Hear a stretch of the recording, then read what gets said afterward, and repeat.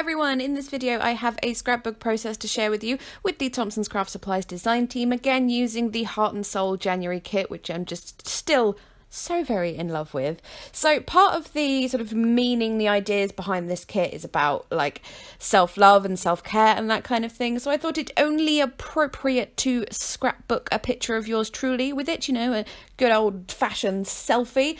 So yeah, that's what I'm doing really. The paper I'm using is one of the Webster's Pages ones that comes with the kit, and I realised the A side of this paper is, you know, stunningly beautiful, but it's one of those ones where I wouldn't personally use it as a background. I might fussy cut all the florals, but then the B side is a wood grain, and you know me, I love me a wood grain, so I decided to use that. So just as with the beginning of last week's process video, I'm starting with stenciling on some of that Nuvo hybrid ink, except I'm using this other Kaiser Craft stencil. This came in one of last year's kits, actually. I'm gonna say June's kit. I don't remember the name of the stencil, but it's a very popular one because it's so very pretty. And yeah, I'm just going in between the different colours of inks and blending them in, so there's kind of a nice mix of colours in those florals that I'm stenciling on. Obviously, you know, you still get a little bit left of colour on your blending tool when you go to the next one, so I get quite a lot of mix on there. Just random side note, by the way, the blending tool, the sponge I'm using there, is not one of the Ranger ones. When I needed some more, Ranger, like, they were really hard to get hold of. Like, it must have been out of stock UK-wide or something. And this is one of the Woodware ones. Just going to say, do not recommend. This is the second time I've used it, and with these inks, and the sponge is already falling to pieces. You know, when all those little spongy bits start falling off. Yeah, not too impressed about that. Definitely going to stick with Ranger in the future. But anyway, that was a total side note. I also forgot to say, if my voiceover sounds any different today, it's because I am recording in a different room than usual. So sometimes when I record in a different place, it's like more echoey depending on the room and stuff. So apologise if it sounds weird. Anyways, once I've done all that ink stenciling, I'm going to take the butterfly stencil from the kit and some of this rose gold glitter paste, which... no, it wasn't in a kit. I think I bought it as an add-on, but it's very beautiful. It's by Bo Bunny. I really recommend it. No idea if Louise has this particular colour in stock at the moment, but she often has some of that Bo Bunny glitter paste, and it is so nice. So I'm just doing a little bit around where I'm going to have my photo, and then just another tiny little bit in the bottom right corner down there, just so it's like nicely balanced out, rule of thirds and everything like that. So I think I set that aside to dry for a while so I could do some fussy cutting. The first page here is the other Webster's Pages one from the kit, and I'm just going to cut out some of these florals. And then the next one is that Kaiser Craft page that has all the foiled words and sentiments and stuff. Now, I actually happen to have this paper already because it's from the Misty Mountains collection, which is one that I already have. So I thought I might as well like cut into the one I've already cut into and, you know, save the full one for when I need it kind of thing. So that's why it's already been cut into. I do like when I fussy cut those words to do them quite like close to the letter kind of thing. I mean, you can just cut them in strips, you know, and have them as like giant word sticker kind of things, but I just prefer to do them like that.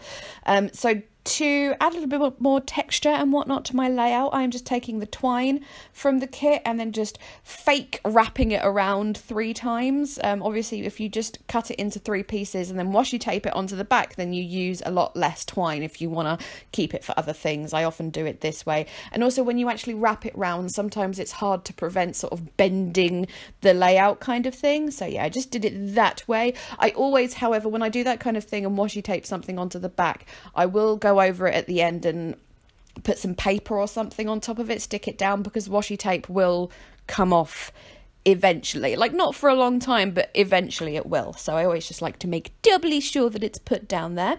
And yes, from here on it's just a case of embellishing, really. Like, I've got the majority of things done. I'm just going to put my photo, I've left a small white border around it that came off from printing it, and then again, just as I did last week, I'm using this marble paper pad, which is a Love to Craft one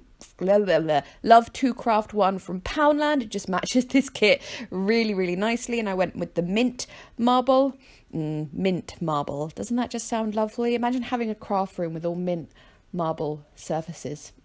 Delicious. Okay, sorry, I'm getting distracted. So yeah, just packing it with that, adding some of those fussy cut florals behind it. I was going to use the one big floral cluster as well, but I just decided against it. It was a bit too much. It is quite a busy layout with all of that stenciling I've done. I've added one of those little paper doilies as well because they are super cute.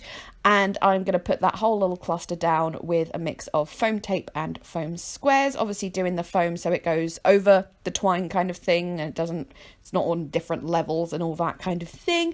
And then, I'm just adding a couple of tiny little foam squares there on the leaves where they weren't like they were dipping down kind of thing, so I'm just popping those on there. Now I did intend to use all the phrases that I cut out, like have the be happy and be you or something in different places, and then the believe in you by the photo, but then after I did it and I experimented with it, it just wasn't right, so I just stuck with the believe in you. And I also went around the edges of those words with the blue Nouveau ink. I forgot the names of them, but the lightest colour. It just helped an awful lot with the whole layout in general. They looked a bit with the white edges.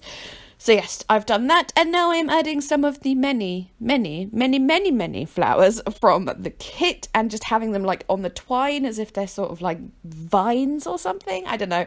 I started off putting them down with glue dots, but the problem is sometimes with paper flowers and glue dots is that the glue dots kind of tear them sometimes, so it doesn't work too well. So I went back and did them all with tacky glue instead.